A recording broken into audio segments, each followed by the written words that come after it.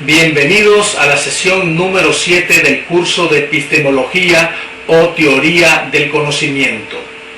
Vamos a abordar el tema del día de hoy, la esencia del conocimiento, parte primera. Cuando nos preguntamos en qué consiste el conocimiento, nos preguntamos sobre su esencia, es decir, sobre lo que es en sí el conocimiento. El conocimiento es un bien intangible para el ser humano, puesto que le enriquece su vida intelectual. Ese bien intangible es una realidad intelectual. Ahora bien, se han dado dos tipos de soluciones para definir lo que es el conocimiento: las soluciones premetafísicas y las soluciones metafísicas. Las soluciones premetafísicas han dicho que hay dos formas de definir lo que es el conocimiento: una, el objetivismo, y dos, el subjetivismo.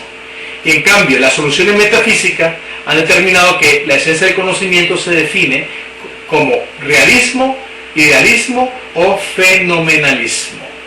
Vamos pues a comenzar en primer lugar con las soluciones premetafísicas. El objetivismo. El objetivismo, tal como la palabra lo dice, viene del objeto. El conocimiento del objetivismo es determinado por el objeto. Los objetos son seres dados, seres que poseen una constitución plenamente definida, la cual es reconstruida en la conciencia racional. Fíjense bien, el objeto determina el conocimiento, por eso se llama objetivismo. Ahora bien, si nosotros ponemos en el esquema que estamos a continuación viendo, vemos que el sujeto gira en torno al objeto, porque el objeto es el que determina el conocimiento. El objeto es el núcleo de todo conocimiento en el objetivismo. En otras palabras, el orden objetivo de las ideas o esencias es el cimiento sobre el cual se levanta el edificio del conocimiento. En cambio, el subjetivismo intenta erradicar el conocimiento humano en el sujeto. Y ven ustedes a continuación en el esquema. Antes era el sujeto que giraba en torno al objeto. Ahora es el contrario. Es el objeto que gira en torno al sujeto. Por eso que el sujeto es el que determina el subjetivismo, el conocimiento. Vamos ahora a las soluciones metafísicas.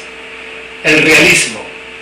El realismo es la postura epistemológica que afirma que existen cosas reales, independientes de la conciencia.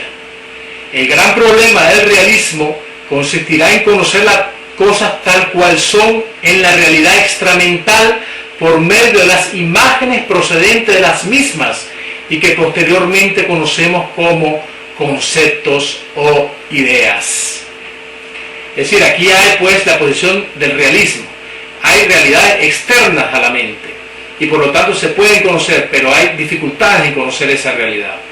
Hay tres tipos de realismo: el realismo ingenuo, el realismo natural y el realismo crítico. Vamos a abordar en primer lugar el realismo ingenuo. Aquí el conocimiento es adquirido sin la conciencia separadora entre sujeto y objeto de conocimiento. Es decir, que el elemento crítico no aparece por ningún lado. Los conocimientos que se adquieren del mundo exterior por medio de los sentidos no son puestos a prueba ni todavía han pasado por el tamiz de la crítica. En otras palabras, no hay conciencia separadora entre el sujeto que siente y las cosas sentidas. Por ejemplo, los niños tienen este tipo de realismo ingenuo. En segundo lugar, el realismo natural.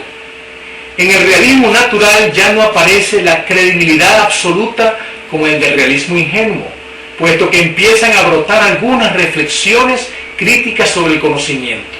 Se aprende a separar el mundo subjetivo del mundo exterior objetivo. Aquí hay algunos aspectos de separación.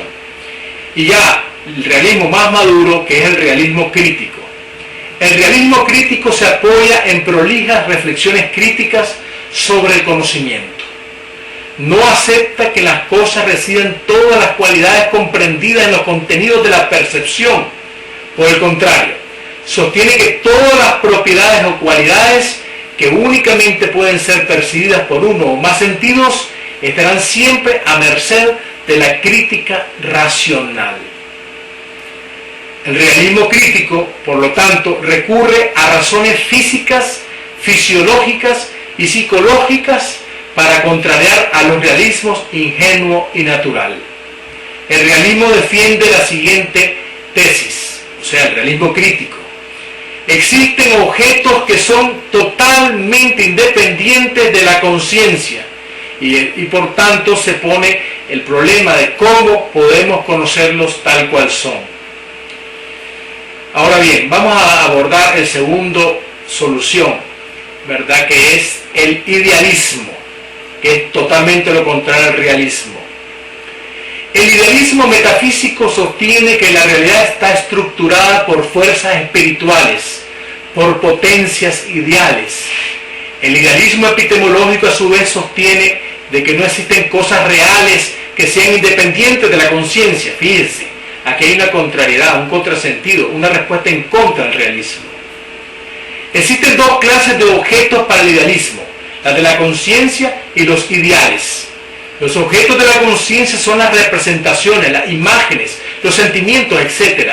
A los objetos ideales corresponderán las ideas de la lógica y la representación numérica de las matemáticas, que son eidéticas, o sea, ideales.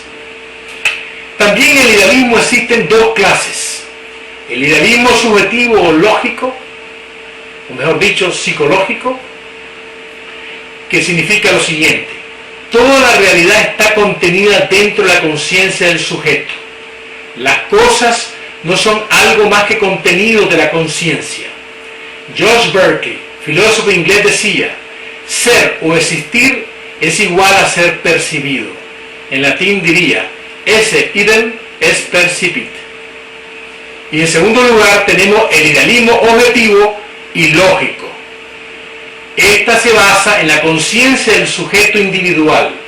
El contenido de esta conciencia no es un complejo de procesos psicológicos, sino un conjunto de pensamientos, de juicios. Contra el realismo, el idealismo lógico sostiene que los objetos son engendrados en alguna forma por el pensamiento. Dice a propósito Hermann Cohen de la Escuela de Marburgo: el ser no se apoya en sí mismo, es el pensamiento quien lo hace surgir. Y por último tenemos la posición del fenomenalismo. El fenomenalismo es una teoría que afirma que no podemos conocer las cosas como son en sí, sino tan solo en la apariencia, como aparecen en la mente.